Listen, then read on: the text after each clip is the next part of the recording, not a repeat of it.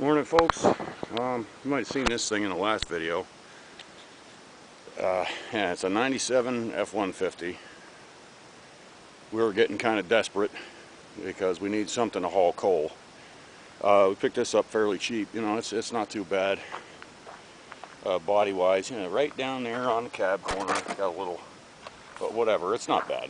Tires are gonna need it. You know. When we got it, the guy was having trouble with the clutch, and the way he describes it, I thought, oh, it's just a slave cylinder, no problem. No, it's a big friggin' problem. They designed the slave cylinder so that it's a donut that goes around the input shaft of the transmission. So to change that, you're taking out your transmission. And to take out the transmission, the whole thing is just ridiculous to work on. So we ended up actually having it done at a garage, because just screw that. They don't want you working on these things. I've never been any kind of brand loyal. I don't care, Ford, Chevy, Dodge, whatever the frick you got, but I will never ever buy a Ford.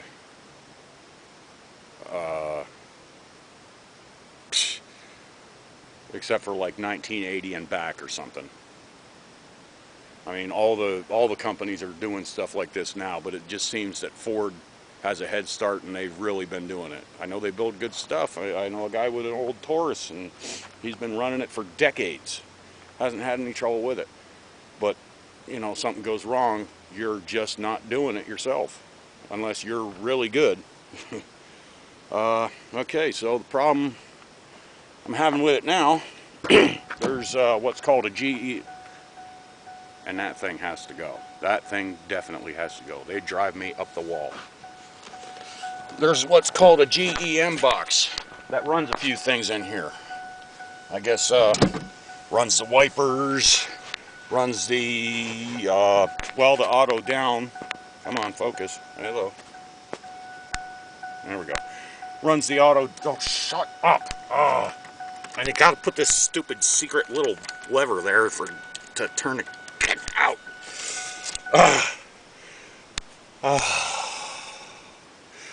Okay. Alright, there's an automatic down function on the window. And when we got this, the wires were cut, the switches were gone. I was like, what the heck? You know, and there was some funky wiring done. But I guess one of the signs of when that GEM box, it's no friggin' gem to me, when that's failing, this window will start just rolling down on its own. And I figured that's why that happened. Anyhow, that's working. The passenger side is not. Oh, jeez. Break something. The cargo light would come on now and then, just on its own. That's another sign of that box going.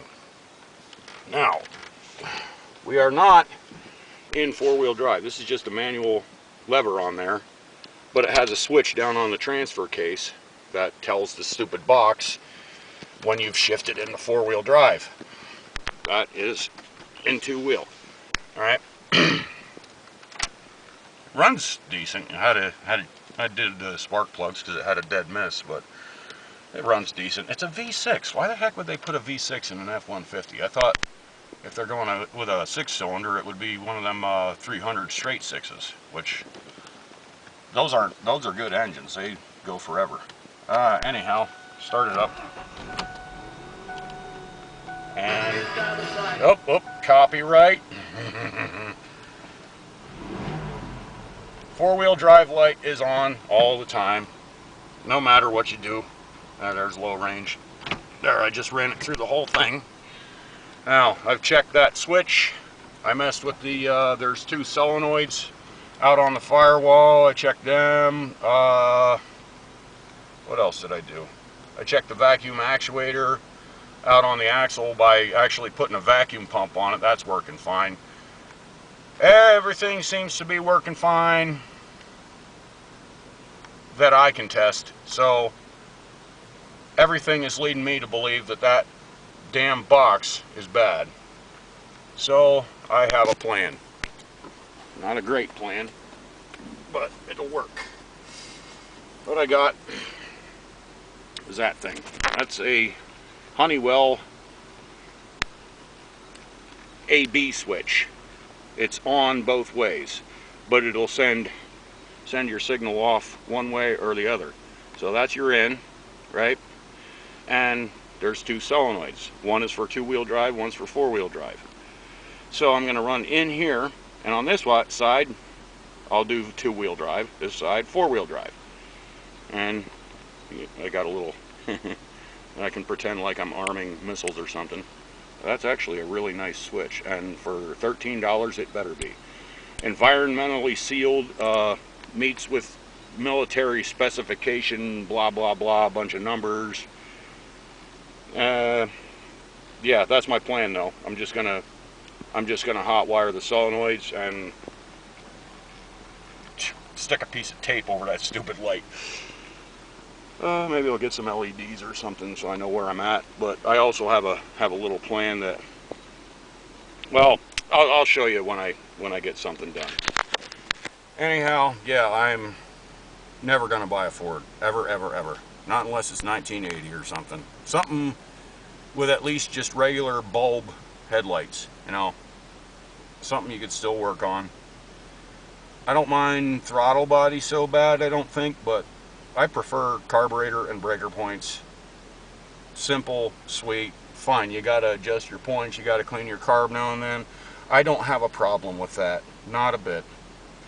Alright, I'll get back when I got something done. Okay, don't know how good it's gonna be as far as lighting. Can you see it? I should have brought it down. Yeah. Okay, hit the switch!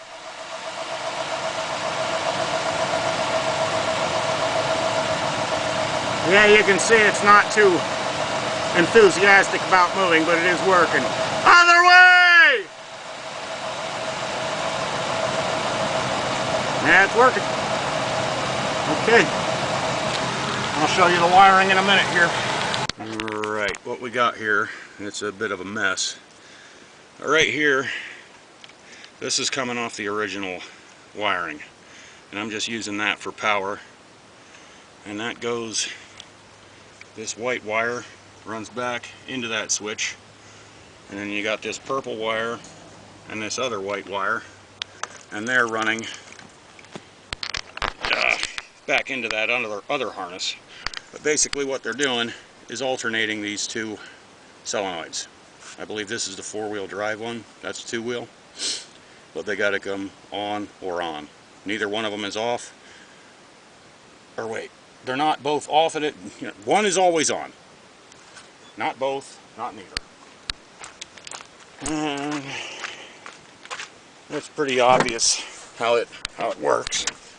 I modified that switch cover a little bit. So right now it's in two-wheel, or the hubs are unlocked or whatever the hell, and you can't push that down, right? So you got to flip that up and you go to four-wheel. If you don't see that knob sticking out, you're in four-wheel drive. You want two-wheel, you go like that. There is a little switch on the transfer case. It's a push-button switch, and I'm thinking that with a relay I could do this completely seamlessly. You know, you wouldn't even see anything. Just tuck that relay anywhere you want to. You wouldn't even have to do anything at all. But for now, this works.